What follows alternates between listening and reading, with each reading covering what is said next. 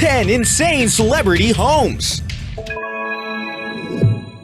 Number 10. Kim Ye. Best known by their one-name moniker, Kim Kardashian and Kanye West are one of the most famous celebrity couples on the planet. Is it any surprise that they live in a home that most of us could only dream of spending even one night in? Though the couple has been in the news for negative reasons as of late, Kim being robbed and Kanye for having some supposed mental breakdown, at least they have a palace in which to spend their idle time. The couple purchased this massive Hidden Hills abode for $20 million, but weren't entirely satisfied with it, so they renovated the place. Now the 5-acre property, or tiny town, reportedly includes a 2-story playroom in case a 1-story room fully devoted to children wasn't enough, a full-size movie theater, a gym, and a basketball court. No rap mogul's house is complete without a sound studio, and of course, Kim had to have a full spa on site, so those were built as well. They even bought their neighbor's property to make room for all of the additions they wanted. North and St. West are either the most fortunate or the most soulless children on the planet. Number 9. Donald Trump. Trump and his wife Melania may not be staying at their $100 million 66th floor penthouse in Trump Tower, New York, as much now as they will be taking up residence at 1600 Pennsylvania Avenue for the next 4 years. While the White House is lovely, Trump has plenty of reasons to not want to move out of his Big Apple residence. The ridiculous apartment is 3 stories whose walls, floors, and columns are covered in marble. The platters, vases, and furniture are accented with gold. Greek statues and art dominate the interior, as well as flattening, grandiose portraits of Trump and his family. Residing so high up means that the penthouse is witness to an amazing view of the city, specifically Central Park and the Manhattan skyline. Hopefully, the president won't be thinking too much about his lavish digs while he's busy with his new job. Number 8. Sinatra's Paradise. In a nod to his character in the movie From Here to Eternity, Sinatra named this property in Palm Desert, California, Via Maggio. The property is 7.5 acres and features 3 buildings that have a combined total of 8 bedrooms, 3 kitchens, 9 fireplaces, and 12.5 bathrooms. The property also includes a lighted tennis court and a helipad. Sinatra commissioned the property in the 1960s as a place to get away from the hustle and bustle of being a celebrity. Sitting over 4,000 feet above the Coachella Valley, Old Blue Eyes picked a good spot to suit his needs.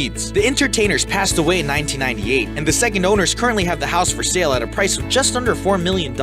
Number 7. Lil Wayne. Wheezy has been trying to sell his Miami Beach property for 2 years now without success. He lowered the price over the course of 2016 from $18 million to $12 million. Celebrities often find it difficult to sell their homes, especially if they have made modifications to suit their specific tastes. The rapper's house is 15,101 square feet, has 9 bedrooms and bathrooms, a professional recording studio, movie theater, and a rooftop skate park. The beautiful open interior home sits on the water in Miami Beach. In August of 2016, a prankster called the cops saying that someone had been shot and was bleeding at the home. Police arrived to find Lil Wayne asleep, and after finding nothing in the home, left without further incident. It was the second time such an incident has happened since Wayne purchased the house, and could be why he seems so desperate to sell the place. Number 6. Ashton and Mila. The couple made famous by co-starring in That 70s Show has enjoyed the fruits of their labor. With a daughter on the way, the couple purchased this $10 million home on April 1st, 2014 that is stupider than Kutcher's That 70s Show character. The house is on a private street in a gated community in Beverly Hills that is well away from paparazzi. The home is 7,300 square feet and has 3 huge bedrooms and 4 bathrooms. Admittedly, its dimensions are slightly dwarfed by the other insane pads on this list, but when's the last time you saw either of these people in a good movie? Number 5. Enya. When you look at the fact that Enya has sold more records than One Direction and calls Bono her neighbor, you would assume that the Irish singer has a pretty insane lifestyle. And you would be right, though not in the ways you might imagine. Despite being world famous, the singer has only been spotted in public a handful of times in the last decade, and apparently men find her dark and challenging. She lives in a small castle in Ireland as a recluse. Apparently, her only constant company is cats, a lot of cats that live on the property. When she moved in the late 90s, Enya had the entire house redone. Her bedroom opens to the Irish Sea, and she has incredible views of the Wicklow Mountains on one side and the Dalkey Islands on the other. Her music and successes are unique and will never happen again. Based off her living situation, she could also be called the world's wealthiest cat lady. Number 4. Howard Stern. $200,000 for hurricane shutters? $10 million on renovations alone? No problem for the most successful radio personality of all time. Stern reportedly spent $52 million to purchase this insane mansion in Palm Beach, Florida in early 2013 and had those refurbishments done in early 2016. The specialty shutters weren't cheap, and so, as you might guess, they are very heavy duty and able to withstand winds and debris impact of up to 276 miles per hour. They are also remote controlled and cover every one of the house's many windows. The home itself is even more remarkable. The mansion boasts 12.5 bathrooms, in case the first 12 are taken, 5 bedrooms, and sprawls over 19,000 feet across the Florida beachfront. Number 3. Dwayne Wade and Gabby Union. Dwayne Wade is a star guard for the Chicago Bulls. Gabrielle Union is a very well-known actress. The couple is, by all accounts, very happy together, and with salaries that could afford them cribs like this, who could blame them? The ecstatic couple got married on August 30th, 2014, and leased this ridiculous castle for the occasion. The house was priced at $10.9 million before it was delisted shortly before the wedding. The property was built by architect Charles Seeger for himself and includes a giant landlocked moat and formal gardens that surround the property. Number 2. Bill Gates. Though the richest man in the world is known as a charitable man who spends his money frugally, he opened his wallet a little bit to build his dream home. The home cost a record-setting $63 million to build and took 7 years to complete. The property lies in the hills of Medina, Washington, and is surrounded by nature. The estate has a variety of garages, including an underground cave that can hold 10 cars, 6 kitchens tended by a 24-hour on-call chef, a 1,500 square foot theater, a 2,100 square foot private library, and a massive aquarium. This home is incredible. But of course, it's not the only property the billionaire owns on the West Coast. He also bought a ranch in California for $18 million that has a private racetrack. Number 1. Mukesh Ambani. Ambani is no celebrity. He's the chairman of Reliance Industries, a gigantic conglomerate holding company in India. But he is a billionaire and had this crazy pad built in South Mumbai that is valued at around $1 billion, making it the most expensive private residential property on the planet. The 27-story property, called Antilia, and its unique design have been a part of the Mumbai skyline since being completed in 2010. The extravagant home's location in a destitute area of Mumbai is extremely controversial. The property has 6 floors of underground parking, 3 helipads, and a total interior space of over 400,000 square feet. The crib also features 9 high-speed elevators, a 2-story health center, and 6 floors for Ambani and his family. An entire floor is dedicated to servicing Ambani's stable of cars.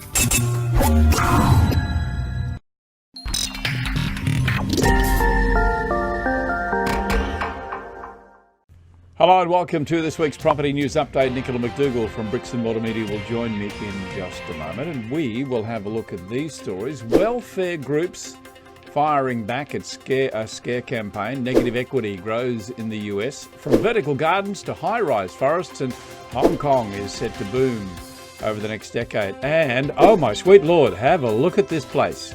As well as all that, we're going to give you 2 of our classic building stuff-ups and why women live longer than men. We will also take you inside what we're calling an octopus's bathroom. Back in just a moment.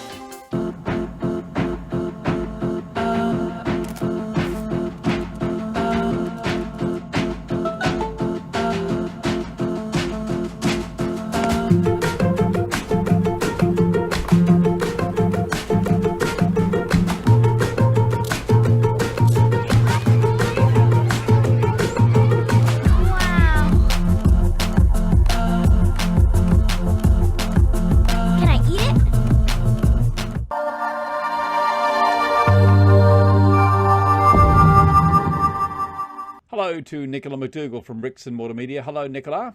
Hello, Kevin, my friend. Good to see you as always. Great to see you too. We've got a great cross-section of stories. Let's kick off with the first one. This one comes from the New Daily. Welfare groups slam negative gearing scare campaign.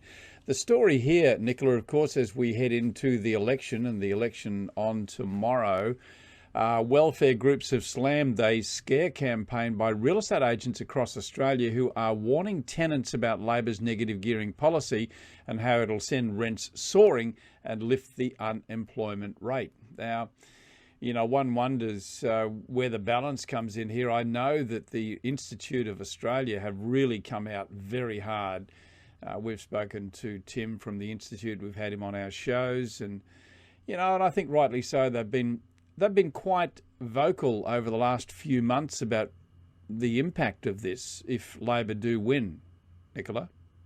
Well, and rightly so, Kevin. Each industry body is entitled to represent its members' interests when bad policy is announced and potentially, you know, could have a detrimental impact to the livelihoods of the hundreds of thousands of people that are employed directly or indirectly in the property sector. So obviously very emotive issue leading into the election, as housing is an emotive subject anyway. So we are seeing 2 very strong opinions on one side or the other of Labor's policy to restrict negative gearing. Yeah, I just want to play the video now that the Institute did put out. It only runs a matter of 30 seconds or 60 seconds or something, but it'll explain to you what the welfare groups are objecting to. Here's the video.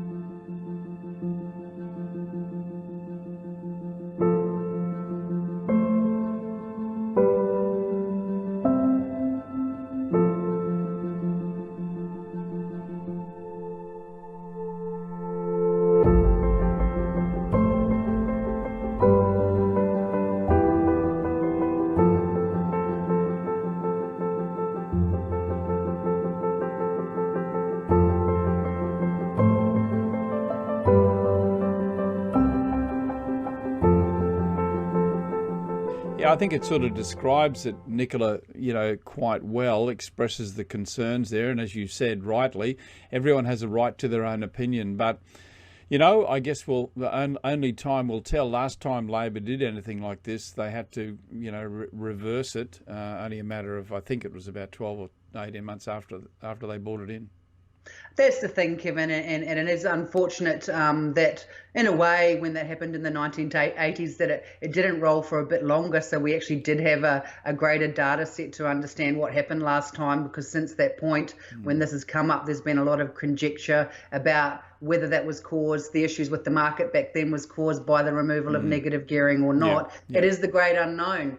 But I was also interested to see, Nicola, sorry to cut you off there, but the Master Builders Association, who you would think would be in support of this because, what's exempt are new builds, but even they're saying that it's going to have a dramatic impact on the construction sector. So I can't really see much good coming out of this, but I guess time will tell, won't it?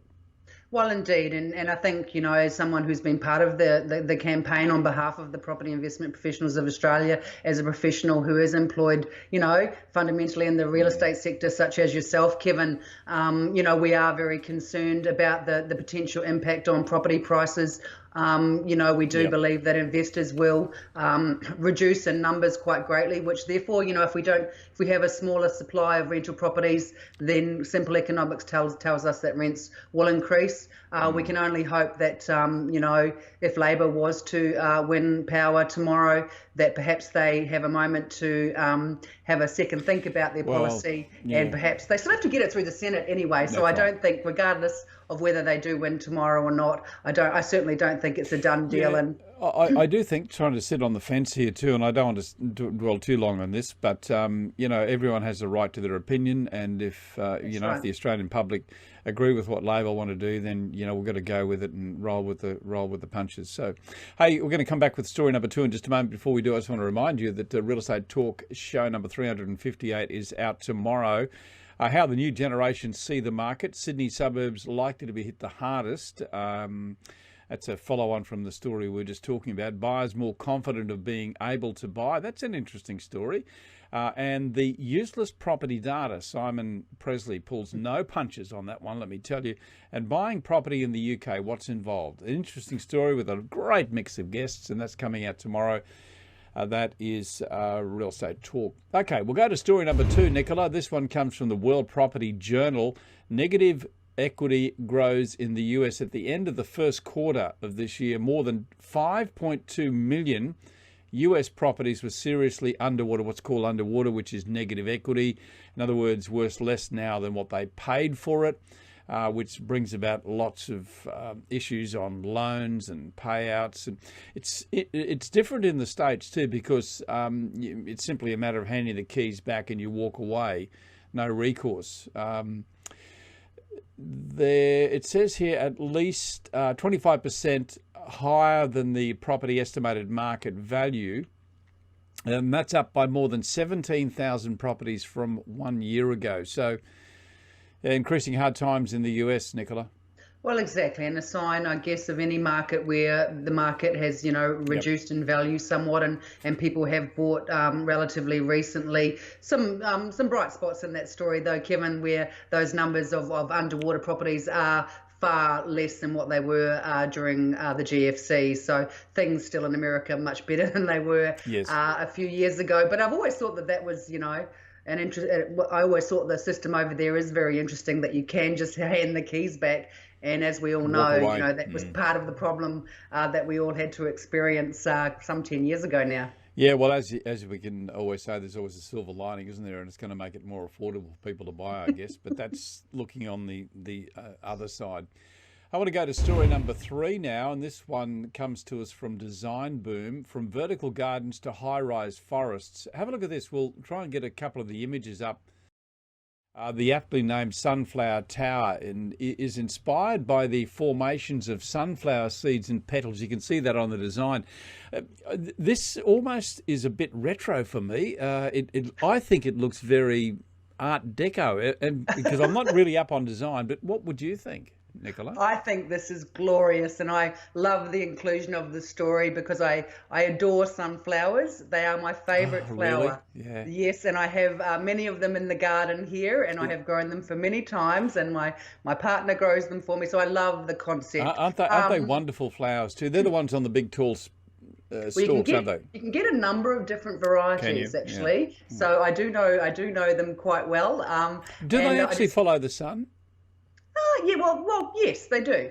Yeah, yeah, and they also. I think the point is here, and I love this story because it's all about the creation of vertical gardens, Yeah, mini vertical forests. ecosystems Yeah, yeah. in our built environments. And I think this was actually in Ecuador or somewhere quite interesting was. like that, where, and I would love to at least perhaps not buy one of them, but be in one of these apartments where you have that beautiful greenery. Yeah. And I love the concept about recognizing that these, our city spaces can be quite sterile. And we are seeing this in different ways in many countries around the world, in many cities, where we are seeing those, those vertical gardens that hopefully are maintained after the building has been constructed. Yeah, I wonder about that. Creation of these I wonder about that. ecosystems Who's is just responsible? wonderful. Yeah, who's responsible for the maintenance of these? I would imagine it would have to be the unit holders, wouldn't it?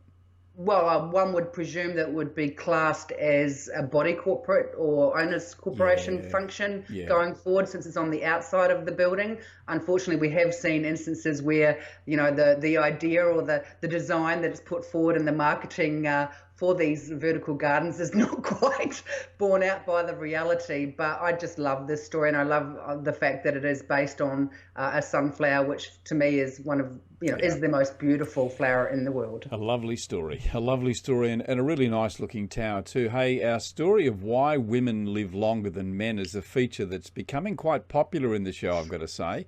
And have a look at this guy, would you? Inside one of those tree muncher things where you put big chunks of tree and it just munches it up into chip. You'd be crazy. Obviously the thing is not turned on, Nicola, but wow, I don't think I'd take that risk. Whenever we do this segment, Kevin, I literally am gobsmacked. I literally don't have anything to say as a woman, because it is just clearly obvious the answer to the question that you always pose, which is why do women live longer than men? But I wondered when I saw this photo, I guess you have to clean it somehow, right? Oh yeah, but so you take you it just apart. certainly hope You would unhook it. You would that someone's unplug aware it, that you're and there. you would pull it apart to clean it. You know what I find interesting is to imagine what the people are saying. Like, what's that guy in the yellow hat saying, as he's watching him? What are you doing? I think that unfortunately that would be relatively common, but I have yet to hear of someone who's wood chipped themselves on purpose. Well, actually, there was a murder recently in Australia where whatever when they committed the murder, I understand allegedly they put the person through a wood chipper.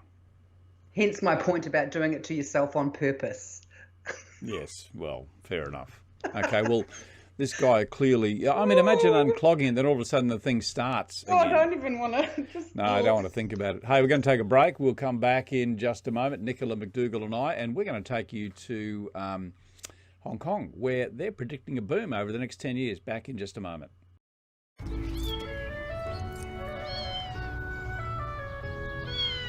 Tall people, constantly making the world a better place. There you go. And how does the world reward you?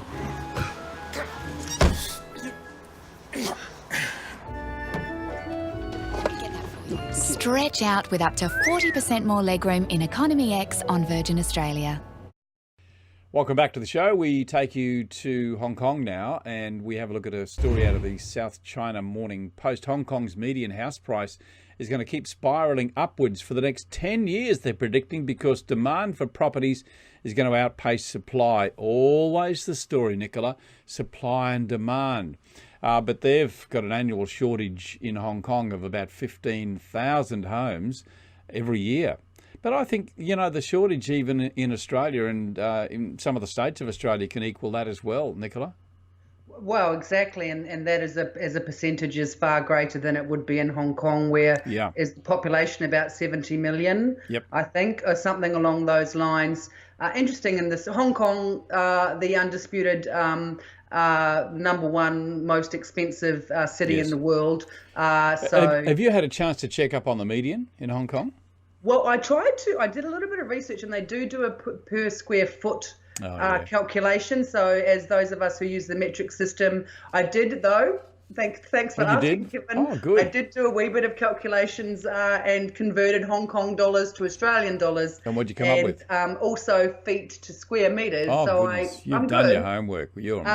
It's around about 800,000 Australian dollars. However, the median, well, whatever. However, the example they gave in the story, that is respective of 40 square meters. Oh, okay. So very small. Very small. For There was an example that they talked Wow. about the average type of unit or the average property in the story. Yep. And that was the calculations that I came up with, about 800,000 Australian for 40 square meters. So clearly very small. Interesting also in the story talking about the difference between local demand and non-local demand. Oh, as in foreign buyers, you mean? Yes. So I think that's a key part of the story.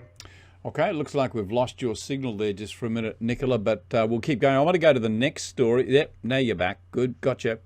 Don't you love the NBN? Fantastic, isn't it? I know, right? Yeah. I've just got NBN, and I think it might be worse than normal.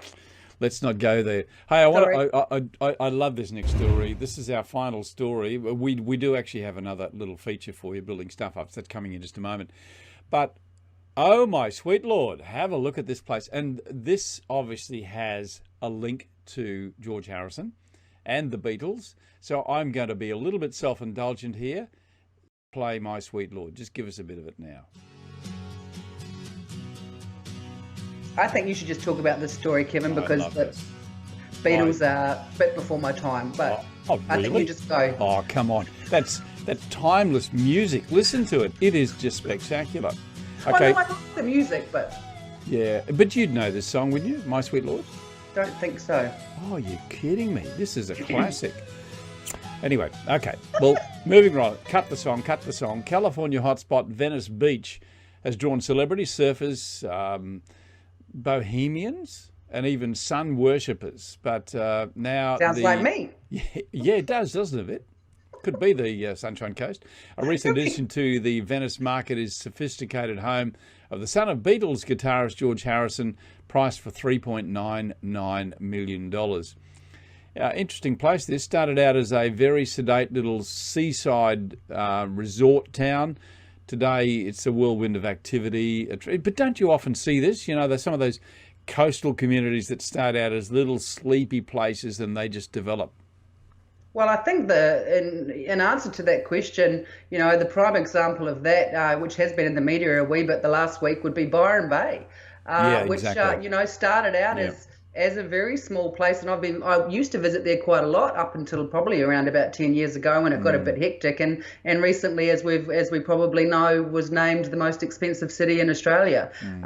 So it lots of these places around the world, and it's one of those oddities of human nature where we find something and then generally love it to death. Didn't Hogues move there to I think at some stage, obviously now it's the Hemsworth effect and the Matt Damon effect and lots of other things, but I wonder how that I think he did own that beach hotel for a while. Yeah, that's right. I think they did. I think, what's his name? Strop? Yeah. How's that Hemsworth house going? Do you know, we should check in on that. It must be nearly finished. Yeah. I've been keeping an eye on it. I'm really looking forward to seeing what it looks like, actually, because the publicity around it has been a little negative, which is not deserved in my opinion, as you know. But he's certainly keeping the local economy going, and I think it must be Pretty closer close to the end than the beginning. Well, you'd be going to the housewarming, so hopefully you can shoot a bit of video while you're there for us. Yeah, I'll just get my agent to call his agent. Hi, Chris. Yeah, it's Nicola here. Hey, before we leave you, I want to take you into the octopus's bathroom. The reason I called it this is because have a look at these knobs. This is probably not a classic building stuff up, but it's just a house that's obviously been maybe updated a bit. But why would you need 5 tap controls, really. And which one would you use? Ah, you've got the octopus there. Because you might have an octopus that needs to use it. Where do you use that? What's that? It's a toy. Oh, okay. It's a little soft toy, a little It's a rubbery little thing, soft is it? toy. Oh, that's A cute. little odd, but yes, there's a thing with octopuses in this house. Oh, really? Yes, my partner loves octopuses. But do you have a bathroom like this one? No, we don't. We just have the standard one mixer tap, but I'm not too sure why you would. Like you say, obviously they just haven't bothered to, I don't know. Oh, well, just Maybe why disconnect them? You know, just whack another one in. Exactly. Or, maybe some people like to have showers with more than one person in there. So Yeah, but why would you wouldn't need a knob for each person. Let's leave it at that, hey? Let's leave it right there. Hey, I'm going to leave you with all your octopuses. What do you call more than one octopus? An octopi? Indeed. You do? Yeah, good. Okay, move on. Talk to you in a couple of weeks' time, my friend. Always very good. Thank you. It's very entertaining. Always talking to you. Thank you. Nicola McDougall from Bricks and Mortar Media. I'm Kevin Turner. Thank you for being with us. Hope you enjoyed the show. We will catch you again next week at the same time. Don't forget, Real Estate Talk is out tomorrow. See you next week.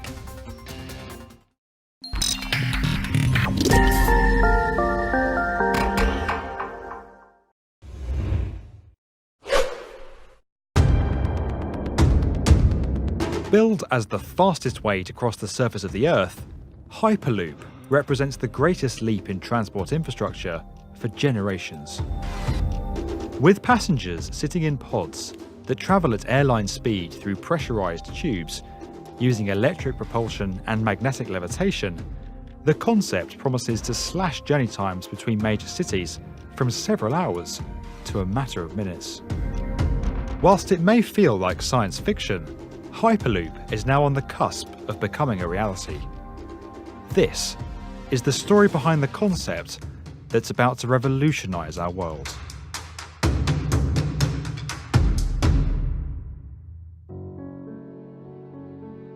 Hyperloop was first conceived in 2012 by Tesla and SpaceX founder Elon Musk. In a white paper released the following year, Musk set out his vision for a futuristic, super high-speed transportation system that would see passenger pods move through a partial vacuum in steel tubes, addressing the two key factors that slow down conventional vehicles: friction and air resistance. Exploring a potential route between Los Angeles and San Francisco, Musk believed that his concept could slash the 8-hour bus ride, 4-hour train journey, and convoluted 3-hour air travel experience between the two cities to just 30 minutes. Under Musk's first Hyperloop proposal, he suggested that compression fans would move air around the passenger pods to minimise drag and create air bearings beneath them, floating them off the surface of the tubes.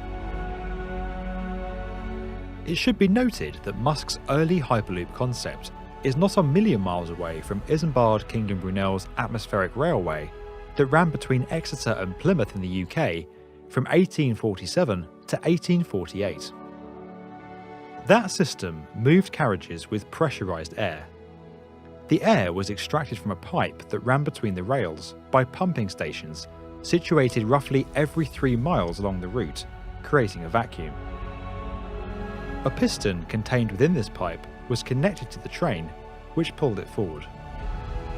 Despite its initial success, the leather flaps that made the vacuum pipes airtight soon began to fail, causing air to leak from the system, and Brunel's railway was abandoned. With an estimated price tag close to $6 billion, Musk's first Hyperloop concept never came to fruition. But the impressive idea and potential to link cities in such a direct way sparked intense interest. From inception, Musk had always stated that the concept of Hyperloop would be open source, and he actively encouraged others to come together and develop the necessary technology independently from his involvement. This led to the formation of several startups and student teams developing various aspects of Hyperloop technology with varying degrees of success. Now, several fully fledged companies are making significant strides to bring Hyperloop systems into reality. Hyperloop Transportation Technologies, or HTT, are making aggressive advancements and recently constructed a full-scale test track in France. But the clear leaders of the pack in the current standings are Virgin Hyperloop One.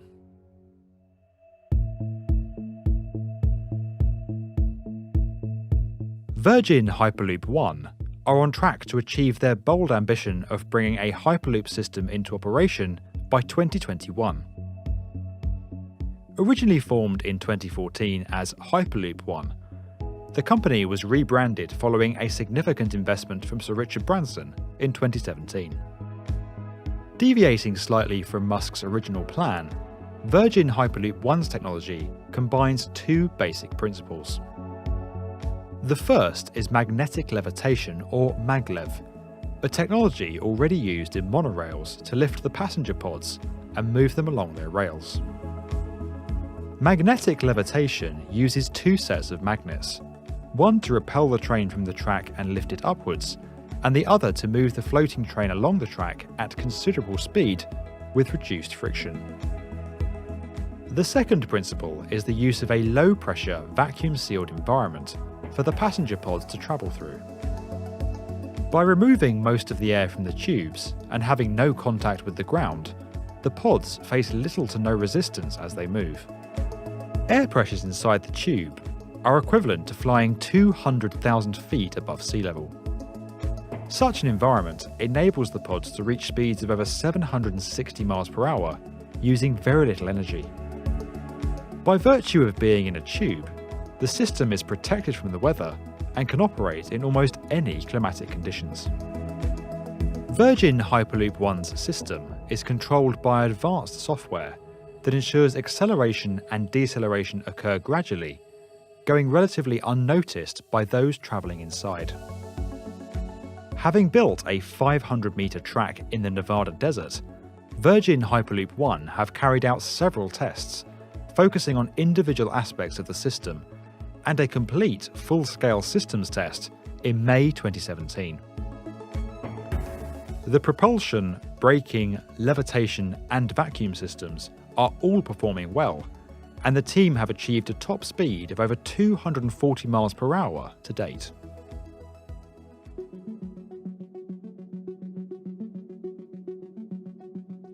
To inform their plans for developing a fully operational network that is affordable for all, Virgin Hyperloop One launched a global challenge to find the routes best placed to benefit from Hyperloop technology. With over 2,600 entries, the field was reduced to just 35 potential locations, with each entry enjoying strong support from governments and urban planners. With 10 winners across 5 countries, Virgin Hyperloop One are now working in partnership with each of the locations on how best to deliver the Hyperloop technologies in live networks. In February 2018, the firm unveiled their first prototype passenger pods for the Dubai to Abu Dhabi route, a network that would drastically slash the car travel time between the two cities from 2 hours to just 12 minutes. The advantages of Hyperloop are considerable. Like train stations, Hyperloop stations, called portals, are planned to be located within inner-city areas with easy links to existing transport infrastructure. This gives Hyperloop systems a distinct advantage over air travel, where airports tend to be located beyond city limits with fewer accessibility options. Additionally, the system is being developed to function on a turn-up-and-go principle, without a lengthy check-in process, and with accelerated, advanced security checks. Another clear benefit is its speed.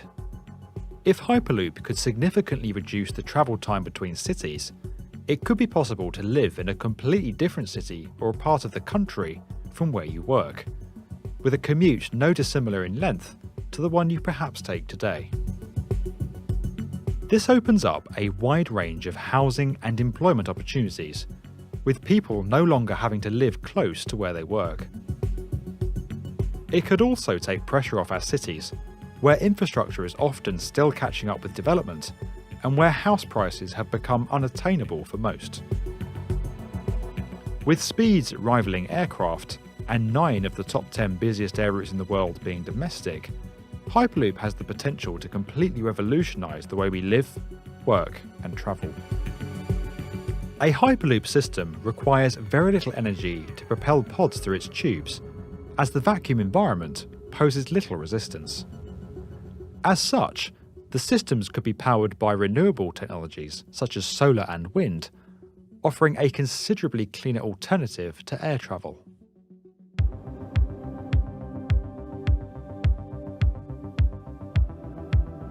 When you consider the prospect of people being propelled in tubes across the Earth's surface at near supersonic speeds, there are a number of questions that instinctively jump to mind.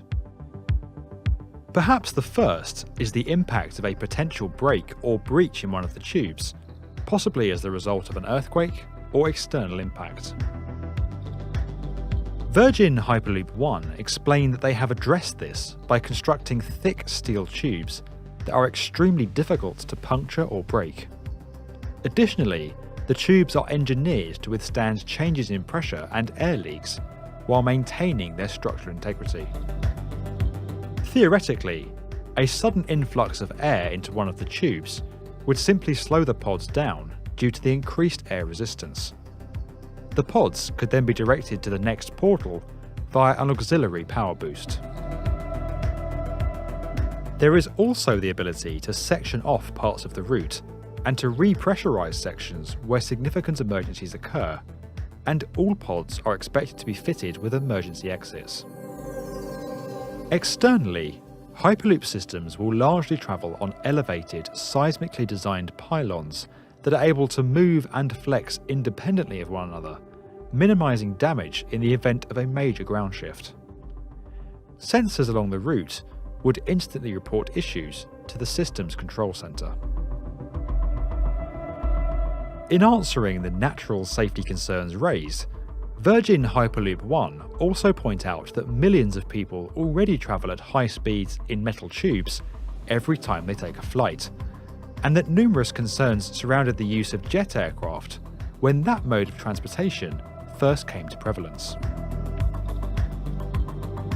While the idea of Hyperloop may seem far-fetched, when you consider the industrial progress made in the past 200 years, the current rate of technology adoption in our societies, and the significant advances being made by Hyperloop companies around the world, this incredible new transportation system looks set to become part of our everyday lives in the very near future.